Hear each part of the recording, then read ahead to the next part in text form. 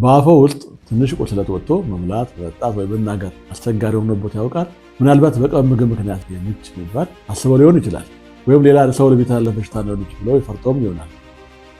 እውነቱ ግን ብዙዎቹ የአፍ ቁስለቶች ወይም ካንከር ሶርስ ይባላሉ፣ ተላላፊ አይደሉም። እንዲሁም በቫይረስ ወይም በባክቴሪያ ላይ አይከሰቱም። ነገር ግን ለምን ደጋግመው መጣሉ? ውጥረት ነው ወይም ጭንቀት ነው? የቫይታሚን እጥረት ነው ወይስ የጥርስ ሳሙና ነው የሚያመጣው? እስከ መጨረሻ ከዛ ጋር የቆዩ። ምክንያቱም የአፍ ቁስለት መንስኤዎችን፣ አደገኛ ምልክቶች እንደሆኑ እንዲሁም በፍጥነት እንዲድንና እንዳይደጋገም የሚረዱ ቀላል መንገዶችን ስለምንነግራቸው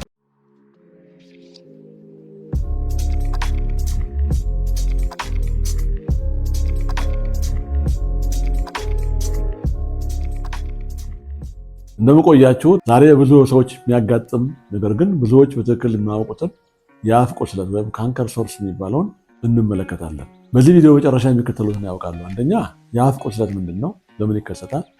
በማን ላይ ብዛት ይከሰታል? ምልክቶቹ ምንድን ናቸው? ሐኪም ማማከር ያስፈልጋል መቼ?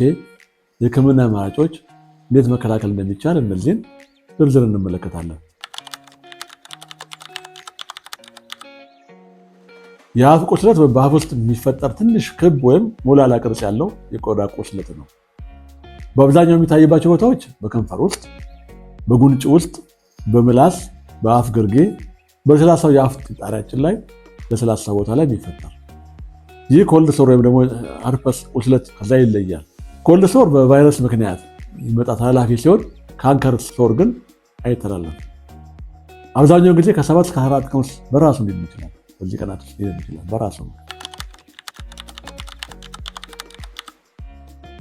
ትክክለኛው መንስኤ ገና ሙሉ በሙሉ ባይታወቅም፣ ነገር ግን እነዚህ ነገሮች ሊያስነሱ ይችላሉ ተብሎ ይገመታል። ጉንጭን ወይም ምላስን በስተት መንከስ፣ ብሬስ ወይም የማይመጠን የጥርስ ሰው ሰራሽ ጥርስ ማስገጠም፣ ጭንቀት ወይም ውጥረት፣ በቂ እንቅልፍ አለመተኛት፣ የቫይታሚን ቢ12 ወይም 12 እጥረት፣ የአይረን እጥረት፣ የፎሊክ አሲድ እጥረት፣ እንደ ቲማቲም፣ ብርቱካን፣ ቅመማ ቅመሞች፣ ቸኮሌት፣ ቡናና ለውዝ ያሉ ምግቦችን ሲበዛ መመገብ፣ እነዚህ ሊያመጡ የሚችሉ በአንዳንድ ሰዎች ላይ ሶዲየም ሎሬት ሰልፌት የሚባል አለ። የዚህ ጥርስ ሳሙና ያለበት ጥርስ ሳሙና መጠቀም ይህን ሊያመጣ ይችላል። የሆርሞን ለውጦች ሰውነታቸው በተለይ ሴቶች ላይ ጊዜ በሆርሞን ለውጥ የሚኖርበት ሰዓት ይሄ ሊመጣ ይችላል። አንዳንድ ጊዜ ደጋግሞ የሚመጣ የአፍ ቁስለት ሲሊያክ በሽታ፣ ክሮንስ በሽታ፣ ሜሴት በሽታ ወይም HIV ያሉ ህመሞች ጋር ሊዛመድ ይችላል። እነዚህን በምርመራ ማረጋገጥ ይገባናል ብዙ ጊዜ የሚከሰት ከሆነ።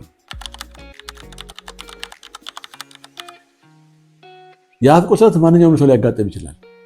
ግን በተለይ በወጣቶች፣ በሴቶች፣ በቤተሰብ ታሪክ ያለባቸው፣ በጭንቀት ውስጥ ያሉ ሰዎች፣ ቫይታሚን እጥረት ያለባቸው፣ አንዳንድ የራስን ሰውነት የሚጠይቁ በሽታዎች አውቶኢሚዩን ዲዚዝ ይባሉ አሉ። እነዚህ ራስን በራስ የሚጎዱ እንትኖች ባሉባቸው እዚህ ላይ ሊከሰት ይችላል።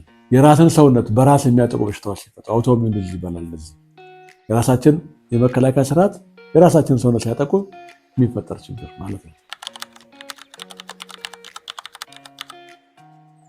የተለመዱ ምልክቶች ነጭ ወይም ቢጫ ቀለም ያለው ክብ ቁስለት ነው። በዙሪያው ቀይ ቀለም ይኖረዋል።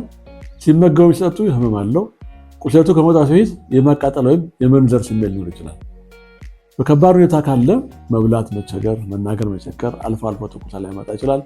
የአንገት ሊምፍ እጢዎች፣ እነዚህ ስር የሚወጡ እጢዎች የእነሱን ማበጥ ሊፈጠር ይችላል። ማማከር ያለብን ቁስለቱ ከ2 ሳምንት በላይ ከሆነ ሐኪም ይኖርብናል። ቅድም እንደነገርኳችሁ ከ7 እስከ 14 ቀን በራሱ ሊጠፋ ይችላል ብለናል። ከ2 ሳምንት በኋላ ግን ከቆየ ሐኪም ማማከር ግድ ነው። በጣም ትልቅ የሆነ ቁስል ከሆነ፣ ደጋግሞ ሁል ጊዜ የሚያስቸግር ከሆነ፣ ከባድ ህመም ካለ፣ ትኩሳት ወይም መጥፎ መዋጥ ችግር ካለ፣ በህመም ምክንያት መብላት ካልቻሉ፣ እነዚህ ጤና ችግሮች ሊያመለክቱ ስለሚችሉ ወደ ሕክምና መሄድ ይኖርብናል። አብዛኛው የአፍ ቁስለት ያለ ሕክምና በራሱ ይድናል፣ ቅድም ተናግሬያለሁ። ነገር ግን ህመሙን ለመቀነስና ፈጥኖ ሐኪም እነዚህን ነገር ሊሞክር ይችላል። የአፍ ጄል ወይም ፔስት የሚባል አለ። እሱም መስጠት፣ በሱ መቀባት፣ አንቲሴፕቲክ የአፍ ማጠቢያ፣ ሃይድሮጂን የመሳሰሉ ማጠቢያ ሊጠቀም ይችላል። በቁስለቱ ላይ የሚቀባ ኮርቲኮስቴሮይድ የሚባል መድኃኒት የሚቀባ ሊሰጥ ይችላል። ህመም ማስታገሻ፣ ቫይታሚን፣ የአይረን እጥረት ከሆነ ደግሞ የእሱን ማሟያ መድኃኒት ሊሰጥ ይችላል።